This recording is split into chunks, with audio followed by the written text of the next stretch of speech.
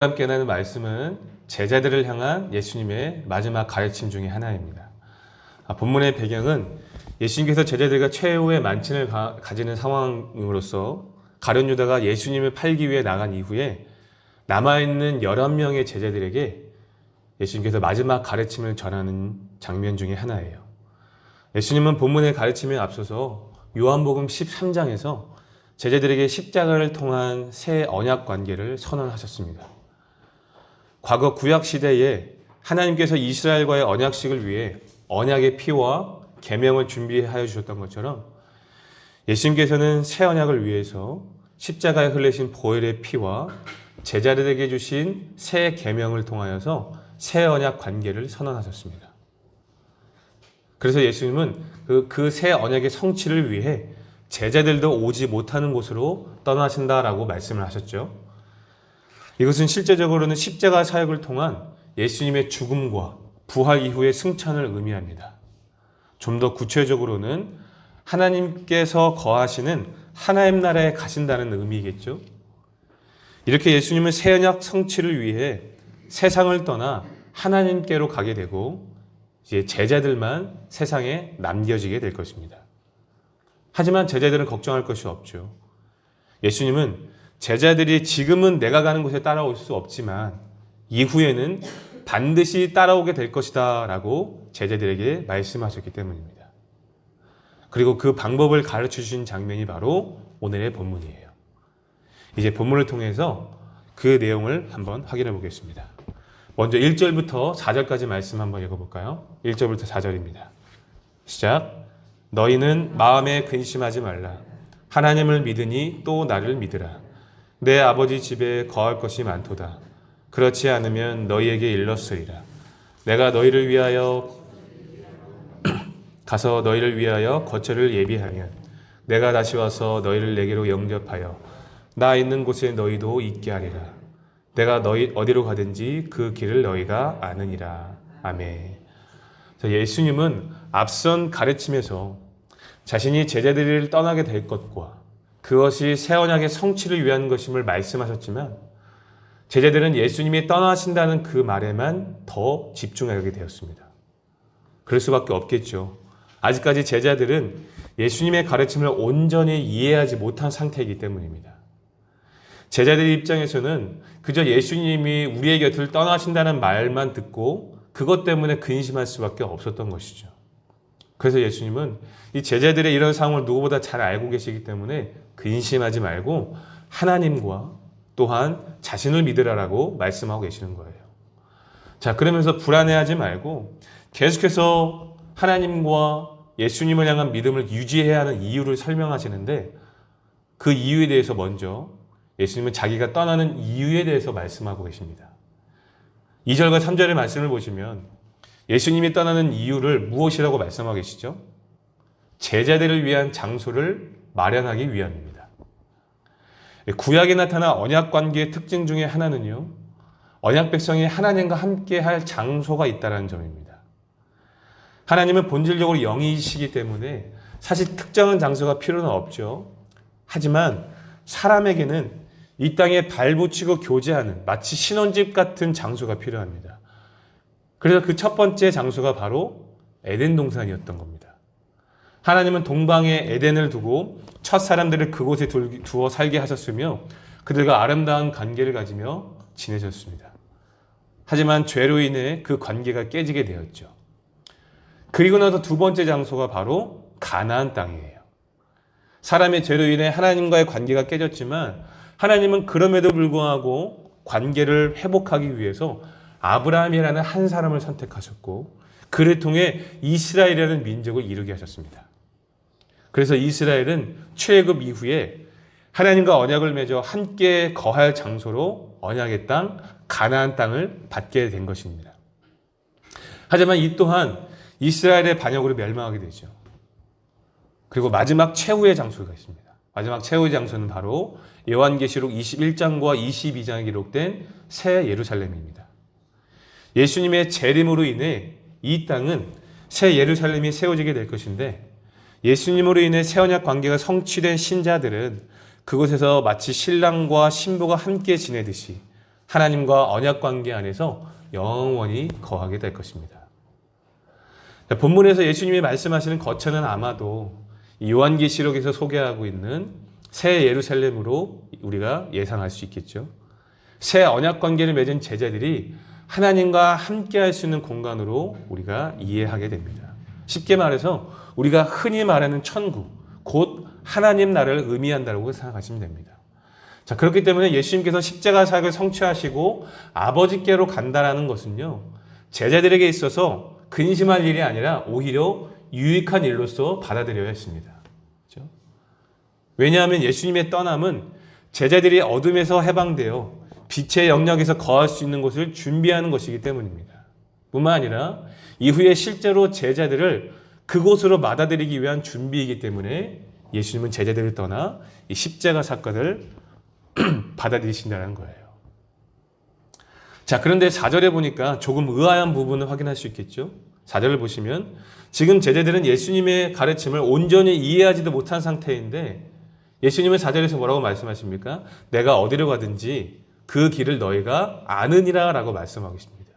내가 어디로 가든지 그곳에 따라갈 방법을 너희는 이미 알고 있다라고 말씀하고 계신 거예요. 자, 그러자 이 말을 들은 도마가 5절에서 뭐라고 반응합니까? 5절 말씀 보시면 예수님이 어디로 가시는지도 모르는데 우리가 그 길을 어떻게 알겠습니까? 라고 반문합니다. 그렇죠? 너무나 상식적인 대답일 수밖에 없겠죠. 장소를 알아야 가는 방법도 아는 것 아니겠습니까? 예수님이 갈 장소도 모르는데 그곳에 갈 길을 어떻게 찾겠습니까? 라는 질문이에요. 자, 그렇지만 사실 예수님은 자신이 가실 곳을 제자들에게 분명하게 말씀해 주셨습니다. 그곳이 어디입니까? 아버지께 간다라고 분명하게 말씀하셨죠. 그렇죠? 그리고 그곳에서 제자들이 거할 처소를 마련하신다라고 분명하게 말씀하셨어요. 다시 말해 하나님 아버지께로 간다라고 분명하게 말씀해 주셨다는 겁니다. 자, 가는 방법이야 모를 수는 있겠지만 예수님이 가시는 곳을 여전히 모른다는 것은 조금 의아해 보입니다. 그만큼 그 정도로 제자들은 예수님의 가르침에 대한 이해가 부족한 상태라는 거죠. 그래서 예수님은 가는 방법을 제자들에게 말씀하고 계시는데 그 방법이 바로 6절과 7절 말씀이에요. 우리 6절과 7절 말씀 한번 읽어볼까요? 함께 읽겠습니다. 시작. 예수께서 이르시되 내가 곧 길이요 진리요 생명이니 나로 말미암지 않고는 아버지께로 올 자가 없느니라. 너희가 나를 알았더라면 내 아버지도 알았으리로다. 이제부터는 너희가 그를 알았고 또 보았느니라. 아멘. 자, 요한복음을 읽다 보면 예수님께서 신적인 자기 정체성을 표현할 때, 그러니까 예수님이 하나님이시라는 사실을 알리실 때 헬라어 에고 에이미라는 형태를 사용했습니다. 이것은 나는 누구누구이다 라는 표현이에요. 방금 읽은 6절과 7절에서 예수님은 어떻게 자신을 표현하고 있습니까? 길이요, 진리요, 생명이다 라고 소개하시면서 당신을 말미암지 않고는 하나님께로 갈 수 없다라고 말씀하고 계십니다. 무슨 말입니까? 예수님만이 어둠에서 빛으로 이동할 수 있는 유일한 통로이며 하나님과의 관계를 얻게 하는 진리와 생명이 되신다는 의미입니다. 다른 길은 없다는 거예요. 다른 진리도 다른 생명도 없습니다. 오직 예수님만이 길이요, 진리요, 생명이 되십니다. 자, 그런데 예수님이 가시는 궁극적인 목적지는 어디라고 말씀드렸죠? 하나님이라고 말씀드렸죠. 예수님이 가시는 궁극적인 목적지는 하나님입니다. 그리고 그 길에 이르는 길은 바로 예수님 자신이에요.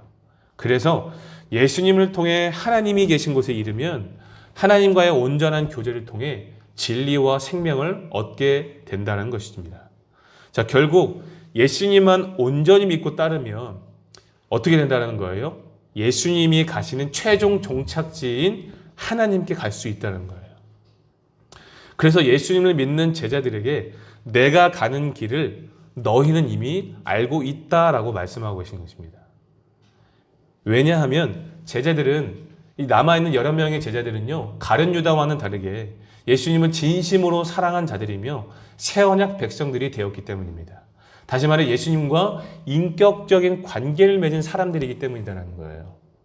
그래서 예수님과 이렇게 인격적인 관계를 맺은 사람들은요, 사실상 예수님 때문에 하나님을 아는 사람이 되는 겁니다. 그죠? 내가 누군가와의 관계를 소개받을 때 이 사람을 통해서 그 사람을 알게 될 수 있듯이, 그죠? 예수님을 통해서 우리가 하나님을 알게 되고, 예수님을 통해서 우리가 하나님과의 참된 교제를 누릴 수 있다는 거예요. 여러분, 진리를 구하는 사람을 구도자라고 부릅니다. 구도자. 구도자는 한자어로 구할 구, 길도자를 사용하여서 길을 구하는 사람이라는 뜻입니다. 진리를 찾는 사람이라는 뜻이에요. 이처럼 예수님은 인류의 구도자로서 참된 진리와 생명 얻는 길을 이 제자들에게 제시하고 계시는 거예요. 그러니까 예수님은 잘 믿고 따라가면 최종 목적지인 하나님께로 갈 수 있다는 거겠죠. 자, 그런데 이어지는 7절 말씀을 보니까 예수님은 단순히 당신을 통해 하나님을 알게 되는 구도자 정도가 아니라 자신이 곧 하나님이심을 밝히고 계십니다. 그렇죠? 7절에서 예수님이 분명하게 말씀하고 계시죠. 너희가 나를 알았더라면 내 아버지도 알았으리로다. 이제부터는 너희가 그를 알았고 또 보았으리라 라고 말씀하십니다. 무슨 말입니까? 나를 온전히 이해하고 있다라면 나를 아는 것이 곧 하나님을 아는 것이고 나를 보는 것이 곧 하나님을 보는 것이다라고 말씀하고 계신 거예요. 그렇죠? 예수님 자신을 하나님과 동일시하고 있는 겁니다. 우리가 요한복음을 기록한 요한은요, 이 요한복음 1장 1절에서 예수님이 곧 하나님이시다는 사실을 명확하게 밝히면서 시작하고 있죠. 우리 한번 확인해 보겠습니다. 요한복음 1장 1절. 요한복음 1장 1절 확인해 볼까요? 이 요한복음을 기록한 저자는요, 1장 1절부터 예수님이 곧 하나님이시다는 사실을 명확하게 밝히면서 시작하고 있죠. 요한복음 1장 1절 읽겠습니다. 시작. 태초에 말씀이 계시니라. 이 말씀이 하나님과 함께 계셨으니 이 말씀은 곧 하나님이시니라. 아멘. 태초에 하나님과 함께 하신 말씀이 곧 하나님이시다라고 증거하고 있죠. 그렇다면 이 말씀은 누구실까요? 이어지는 1장 14절을 한번 읽어볼까요? 14절 말씀, 1장 14절 시작. 말씀이 육신이 되어 우리 가운데 거하심에 우리가 그의 영광을 보니 아버지의 독생자의 영광이요 은혜와 진리가 충만하더라. 아멘. 태초에 하나님과 함께 하신 말씀이 곧 예수님이시다는 것을 증거하고 있습니다. 그렇죠? 이처럼 예수님은 태초에 하나님과 함께 계셨던 말씀이요 곧 하나님이시며 또한 하나님의 영원한 아들로서 사람이 되어 영원토록 한 인격 안에 구별된 신성과 인성을 가지신 분입니다. 또한 빌립보서 2장 6절은 그는 근본 하나님의 본체시나 하나님과 동등됨을 취할 것을 여기지 아니하신다로 기록되어 있듯이 예수님은 하나님과 동일한 본질을 공유하고 계십니다. 존재와 지혜와 능력과 거룩과 정의와 인자와 진실에 있어서 무한하시고 영원하시며 불변하신 분이 바로 예수님이십니다.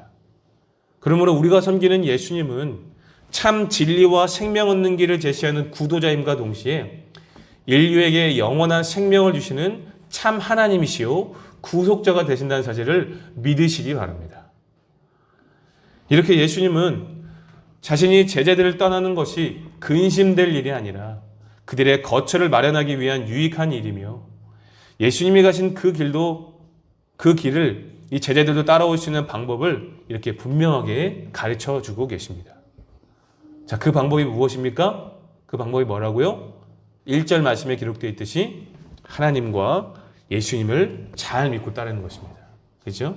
그 방법을 분명하게 제시하고 계세요. 자, 그러므로 사랑하는 성도 여러분, 오늘 우리가 이 말씀을 통하여서 무엇을 깨달을 수 있습니까? 오직 예수님만이 우리를 하나님께로 인도하는 진정한 방향이 된다는 사실을 믿으시기 바랍니다. 오직 예수님만이 하나님께로 갈 수 있는 유일한 길과 통로가 된다는 사실을 믿으시기 바라요. 성도님들은 지금 바른 길을 걷고 계신가요? 길 대신 예수님께 다른 길을 보여달라고 요청하고 있지는 않으신가요? 혹시라도 삶의 무게와 죄악으로 인해 삶의 방향을 잃어버렸다면 다시 예수 그리스도를 바라볼 수 있길 바랍니다. 예수님께서 참 진리와 생명 얻는 길을 가르쳐 주실 것입니다. 우리의 종착지는 오직 하나님 한 분입니다.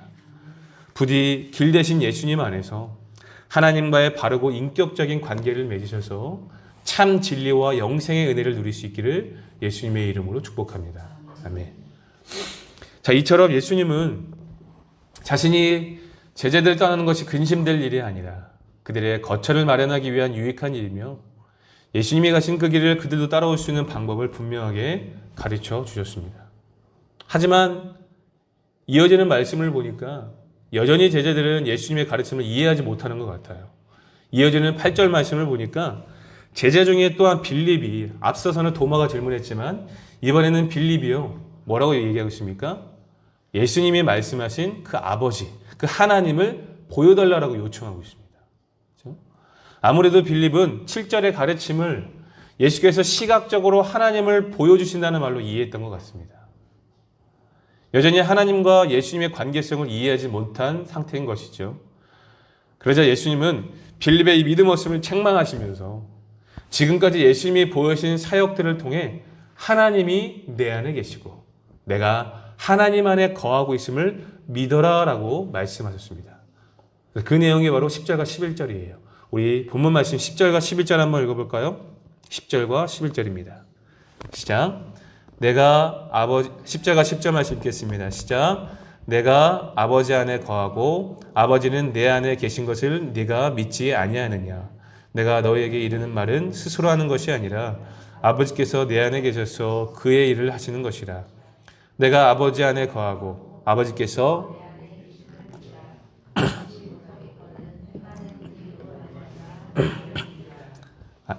아멘. 자, 앞서 7절에서 언급하셨듯이 예수님은 나를 아는 것이 하나님을 아는 것이요, 나를 보는 것이 하나님을 보는 것과 같다라는 이 가르침을요, 하나님이 예수님 안에, 예수님이 하나님 안에 거하는 관계성으로 설명하시면서 그 증거로 무엇을 말씀하고 계십니까? 예수님이 지금까지 보여주신 사역들을 통해 그 사실을 믿어라라고 말씀하신 거죠. 무슨 말이냐면, 여러분 실제로 복음서를 살펴보면은요, 예수님이 보여주신 그 사역들은요, 모두 인간의 이해를 초월하는 능력들이었습니다. 당시 이스라엘 내에서는요, 어느 정도의 질병들은 박수나 무당들도 고칠 수 있었다고 해요. 하지만 예수님이 보이신 능력들은요, 그것들을 초월하는 것들이에요. 다시 말해 예수님은 하나님만이 가진 고유한 신적 능력을 보여주셨다는 거죠. 그 중에서도 특별히 요한복음 11장에 기록된 사건은요, 예수님만이 가진 고유한 신적 능력을 보여주고 계시죠. 그것이 무엇입니까? 요한복음 11장에 어떤 내용이 기록되어 있습니까? 예수님께서 나사로를 죽은 지 나흘 만에 살리신 사건을 소개하고 있습니다. 이전에도 한번 언급드렸듯이 유대인들의 장례 문화는요, 죽었던 영혼이 육체에 다시 돌아올 희망을 가지고 3일 동안 육체의 주위를 머문다라고 믿었습니다. 하지만 나사로는 죽은 지 4일이나 지난 상태였고 심지어 육체가 썩어서 냄새가 날 지경이었죠. 그럼에도 불구하고 예수님은 죽은 나사로를 살려주셨고 자신이 부활과 생명의 주인이심을 분명하게 보여주셨습니다. 그렇죠? 인간의 이해를 뛰어난 능력을 보여주셨다는 것이죠. 뿐만 아니라 요한복음 9장은요, 날 때부터 맹인된 자를 고쳐준 사건을 기록하고 있죠. 성경이 이 사람을 날 때부터 맹인된 자로 표현한 이유는요, 타고난 장애는요, 치료의 개념이 아니라 재창조의 개념임을 밝히기 위함입니다. 그렇죠? 그리고 창조는 하나님이 가지신 고유한 신적 능력이죠. 그런데 예수님은 그 일을 행하셨다는 거예요. 자, 마지막으로 한 사건만 더 살펴보면 요한복음 6장을 보시면 오병이어 사건이 기록되어 있죠. 오병이어 사건은 유일하게 모든 복음서에 등장하는 사건으로서 그동안 등장했던 사건들이 그 개인 한 사람의 어려움이 해결된 것이었다면 이 오병이어 사건은 어떤 사건입니까? 다수, 공동체의 어려움을 해결해 준 사건이죠. 그래서 우리는 이 사건을 통하여서 예수님은 숫자와 범위의 한계를 넘어선 신적 능력을 가진 분이라는 것을 확인할 수 있습니다. 그 밖에도 방금 전에 제가 요한복음만 언급했지만 요한복음만이 아니라 다른 복음서에도 우리가 많은 것들을 확인할 수 있죠. 여러분, 만지면 부정을 옮기는 자들, 즉 문둥병자들이라든지 혈루증을 앓는 여인 같은 경우에는요, 우리가 레위기에서 배웠듯이 오히려 예수님을 통해 거룩이 그들에게 전염되어서 깨끗하게 나음을 받았습니다. 그죠? 이 일은요, 전적으로 부패한 인간은 할 수 없는 일입니다. 그렇죠? 뿐만 아니라 예수님은 바람과 바다도 꾸짖어 잠잠케 하셨습니다. 자연 만물을 다스리는 것은 우주 만물을 창조하신 창조주밖에 할 수 없는 일이죠. 그러나 예수님은 만물을 다스리는 그 통치의 능력을 보여주셨던 것이죠. 이처럼 지금까지 예수님이 보여준 사역들을 생각해 보면 사람의 일이라고는 생각할 수 없는 일들이 대다수입니다. 그렇죠? 그리고 예수님은 십자가 11절에서 이 모든 일들을 스스로 한 것이 아니라 내 안에 거하시는 하나님이 하신 일이라고 말씀하신 거죠. 그죠? 그렇기 때문에 예수님이 하신 일들이 곧 예수님 안에 거하신 하나님이 하신 일이기 때문에 지금까지 예수님이 보여주신 일들을 통해 예수님이 하나님 안에 거하시고 하나님 안에 예수님이 거하신다는 사실을 믿으라라고 말씀하신 거예요. 좀 더 쉬운 표현으로 설명하면 예수님만이 아니라 예수님과 하나님의 관계성까지 믿으라는 말입니다. 다시 말해 예수님에 대한 믿음과 온전한 이해가 함께 있어야 된다는 거예요. 그래서 사도 바울은요, 에베소서 4장 13절에서 뭐라고 말씀하고 있습니까? 너희가 하나님의 아들을 믿는 것과 아는 일에 하나가 되어야 온전한 사람을 이룰 수 있다라고 말씀하고 있잖아요. 그렇죠? 하나님의 아들을 믿는 것과 아는 것이 하나가 되어야 된다. 그렇죠? 이렇게 예수님은 예수님 자신뿐만이 아니라 예수님 자신이 어떤 분이신지를 예수님에 대한 온전한 이해와 함께 믿어라라고 말씀하고 계시는 거예요. 이렇게 빌립과 예수님의 대화를 잘 읽어보면 예수님께서 빌립과 제자들에게 책망과 명령을 함께 하고 있지 않습니까? 그렇죠? 책망과 명령을 함께 하고 있어요. 이것은 아마도 빌립과 제자들에게 약간 힘주어서 이 내용을 전달하는 것으로 생각되죠. 왜 그렇습니까? 이것이 제자들에게 하는 마지막 가르침이기 때문이겠죠. 예수님께서 십자가 사건을 통해 아버지께로 가게 되면 이제 제자들만 남게 되는 겁니다. 그런데 만약 제자들이 이 가르침을 들었음에도 불구하고 이 예수님과 하나님의 관계를 온전히 믿지 못하면 어떻게 될까요? 큰일 나는 거겠죠. 예수님께서 가신 곳에 갈 수도 없고 이 새언약 백성으로 살아가는데 문제가 생기는 겁니다. 그래서 이렇게 책망과 명령을 함께하며 힘주어서 이 마지막 명령을 제자들에게 전하고 있는 거예요. 그리고 더 나아가 예수님의 바램대로 제자들이 예수님과 하나님과의 관계를 온전히 이해하고 믿으면 어떤 결과가 따라올지에 대해서도 덧붙여서 설명하고 계시는 게 12절과 14절의 말씀이에요. 만약 제자들이 예수님의 말씀을 온전히 이해하고 믿는다면 어떤 결과가 따라오게 되는지 함께 확인해 보겠습니다. 12절과 14절입니다. 읽겠습니다. 시작. 내가 진실로 너에게 이르노니 나를 믿는 자는 내가 하는 일을 그도 할 것이요 또한 그보다 큰 일도 하리니 이는 내가 아버지께로 감이니라. 너희가 내 이름으로 무엇을 구하든지 내가 행하리니 이는 아버지로 하여금 아들로 말미암아 영광을 받으시게 하려 함이라. 내 이름으로 무엇이든지 내게 구하면 내가 행하리라. 아멘. 자, 예수님은 만약 제자들이 자신을 잘 믿으면 자신이 한 일뿐만이 아니라 더 큰 일도 행할 수 있다라고 말씀하세요. 자, 근데 여기서 진실로라는 말은요, 아멘, 아멘의 강조 표현으로서 그렇게 될 것이다라는 의미입니다. 바램 정도로 끝나는 것이 아니라 반드시 그렇게 된다라는 말이겠죠. 그러니까 제자들이 예수님의 가르침을 온전히 이해하고 믿으면 반드시 예수님이 하신 일뿐만 아니라 더 큰 일도 감당하게 된다고 약속하고 계시는 거예요. 그리고 이것은 이 땅에 성령의 오심을 통해 가능하게 된다는 의미로 우리가 이해할 수 있습니다. 여기 12절 마지막 부분에 보면은요, 내가 아버지께로 간다라는 것은 성자께서 성부의 우편에 앉아 신자들을 위해 계속해서 중보 사역을 감당하시고 성령께서는 이 땅에 보냄을 받아 신자들을 도와 주의 일들을 감당하게 하신다는 것을 말하는 것입니다. 그렇죠? 그래서 이 16절 말씀에 보혜사 성령님을 보여주신다라고 설명하고 계신 것이죠. 그리고 우리는 이 사실을 사도행전을 통해 분명하게 확인하고 있습니다. 자, 그렇다면 예수님께서 이 땅에서 하신 일은 무엇일까요? 예수님께서 이 땅에서 하신 일.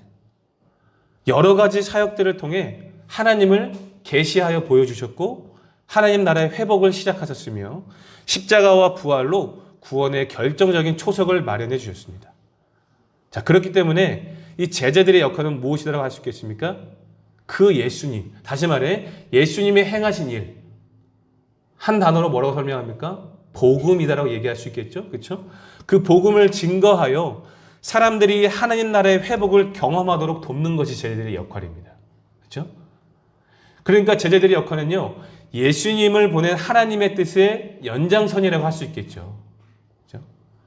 언제까지 그 일을 해야 하는 것입니까? 예수님이 재림하실 때까지입니다. 그렇죠? 하지만 제자들은 이 일을 스스로 감당할 수 있겠습니까? 스스로 감당할 수는 없어요. 뭔가 좀 아이러니하죠? 예수님은 제자들이 반드시 자신보다 큰 일을 감당하게 될 것이다 라고 말씀하셨지만 사실 이 일은요, 하나님의 일이기 때문에 제자들 스스로는 감당할 수가 없습니다. 그래서 예수님은 제자들에게 무엇을 약속하셨습니까? 기도응답이라는 신적 도움을 약속하고 계시죠. 여러분 13절과 14절의 말씀을 다시 한번 보시면 예수님께서 무엇을 약속하고 계십니까? 너희가 무엇이든지 구하면 내가 행하겠다라고 약속하고 계세요. 그렇죠?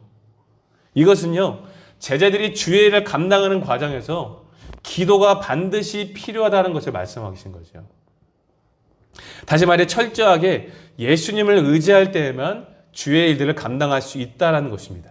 여러분 사도 바울도 빌립보서 4장 13절에서 내게 능력 주신 자 안에서 내가 모든 것을 할 수 있다라고 말씀하고 있지 않습니까? 그렇죠? 철저하게 예수님을 의지할 때만 주의 일을 감당할 수 있는 겁니다. 자, 그러니까 엄밀히 따지면 제자들이 하는 것이 아니라 누가 하는 거예요? 예수님이 하시는 겁니다. 여러분 13절과 13절 다시 한번 보세요. 분명하게 말씀하고 계시죠? 그죠? 내 이름으로 무엇이든지 내게 구하면 내가 행하리라. 그죠? 제자들이 하는 것 같지만 사실은요, 예수님이 하는 겁니다. 제자들은 그죠? 예수님이 의지하여 간구하면 되는 겁니다. 예수님을 의지하여 말씀대로 살아가면 되는 겁니다. 그러면 예수님이 하신 일보다 더 큰 일을 감당할 수 있다는 거예요. 그것이 사도행전에서 분명하게 나타나고 있죠. 그죠? 세계와 열방 가운데 복음이 흘러왔고 그 복음을 통하여서 하나님 나라의 회복을 오늘 우리가 지금 이렇게 경험하고 있는 것이 그 증거입니다. 그렇죠? 그렇기 때문에 오늘 우리도 기도의 삶을 살아갈 수 있게 되죠. 그런데 우리는 이 기도응답의 궁극적인 목적을 잊으면 안 됩니다. 이 기도응답의 궁극적인 목적이 무엇일까요? 여러분 13절을 다시 한번 보시면 예수님은 제자들에게 내 이름으로 무엇이든지 구하면 내가 행하겠다라고 말씀하셨는데 그 이유를 무엇이라고 설명하고 계십니까?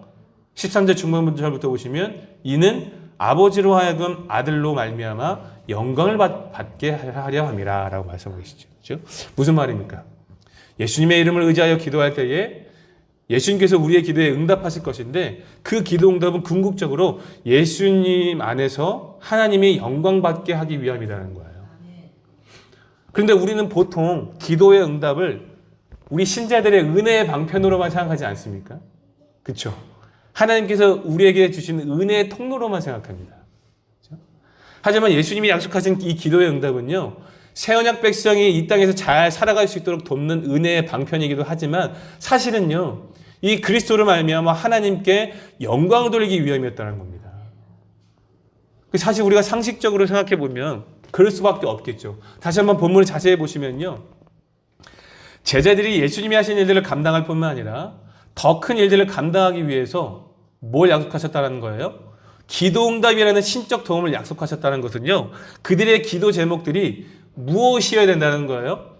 하나님의 일들을 이루기 위한 기도 제목이어야 된다는 겁니다. 이해가 되시죠? 그렇기 때문에 그 기도응답은요, 당연히 하나님께 영광이 되는 거죠. 예수님의 이름을 의지하여 간구했으니 그 응답을 이루신 예수님 안에서 하나님이 영광 받으신 겁니다. 물론 예수님은 무엇이든지라고 말씀하셨지만 이 무엇이든지는 하나님의 뜻을 이루기 위한 모든 것이라고 이해하는 것이 맞겠죠. 예수님께서 일찍이 산상수훈을 통해 제자들에게 기도에 대해서 말씀하실 때 뭐라고 말씀하십니까? 너희는 먼저 그의 나라와 그의 의를 구하라라고 말씀하십니다. 먼저 하나님의 뜻을 위해서 구하라라고 말씀하십니다. 그런데 우리는 어쩌면 이 구절에 의미하는 바를 그 이후에 따라오는 신자들이 받게 될 이 땅에서의 축복과 보상에만 초점이 맞춰져 있었던 것 같아요. 그렇죠? 먼저 하나님 나라와 그의 의를 구하면 모든 것을 너희에게 더해 주시겠다. 그죠? 그 보상에만 초점이 맞춰져 있었다는 겁니다. 하지만 이 가르침의 우선순위는 무엇이다라는 거예요?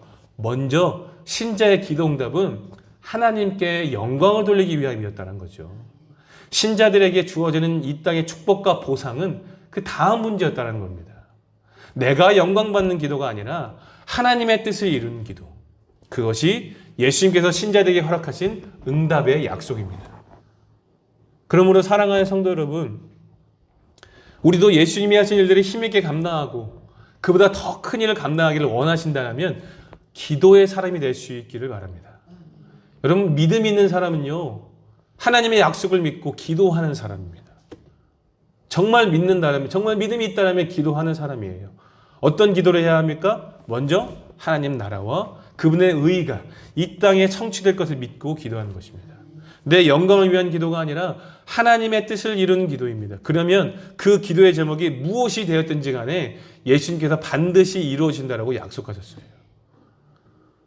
우리가 기도하여도 응답을 받지 못하는 이유는 아마도 야고보서에서 증거하고 있는 것처럼 우리의 정욕과 욕심대로 구하기 때문이라고 생각됩니다. 하지만 우리는 본문을 통해 어떻게 간구해야 응답을 확실하게 받을 수 있는지를 분명하게 확인했습니다. 예수님이 하신 일과 그보다 더 큰 일을 감당하기 위한 기도 제목이다라면 예수님은 반드시 우리의 기도에 응답하시고 하나님은 예수님이 이루신 응답을 통해 영광 받으실 것입니다. 그러므로 사랑하는 성도 여러분, 예수님의 이름을 의지하여 예수께서 하신 일과 그보다 더 큰 일을 감당하는 기도의 사람들이 될 수 있기를 예수님의 이름으로 권면드립니다. 인간적인 시선에서 보았을 때에 아무리 불가능한 일이라고 할지라도 이 땅에 하나님 나라가 회복되기 위한 일이라면 예수님은 반드시 우리의 기도에 응답하시고 그 응답을 통해 하나님을 영화롭게 하실 것입니다. 부디 기도의 사람이 되셔서 예수님을 이 땅에 보내신 하나님의 뜻을 예수께서 재림하실 그날까지 성실하게 증거하는 참된 제자로 살아갈 수 있기를 예수님의 이름으로 축복합니다. 이제 말씀을 정리하겠습니다. 오늘 우리는 본문을 통해 예수님은 참 진리와 생명 얻는 길을 제시하는 구도자임과 동시에 인류에게 영생을 주시는 참 하나님이시요 구속자가 되신다는 사실을 깨닫게 되었습니다. 더 나아가 이 사실을 온전히 이해하고 믿는다면 반드시 예수님이 감당하신 사역만이 아니라 더 큰 일도 감당할 수 있다는 것도 깨닫게 되었죠. 그리고 그 일은 예수님의 이름을 의지하여 하나님의 뜻을 구하는 기도 응답을 통해 이루어집니다. 그러므로 사랑하는 성도 여러분, 부디 철저하게 이 길이신 예수님을 의지하시되 기도의 사람이 되어서 주의 사역도 잘 감당하시고 하나님께도 영광을 돌리는 복된 인생이 될 수 있기를 예수님의 이름으로 축복합니다. 아멘.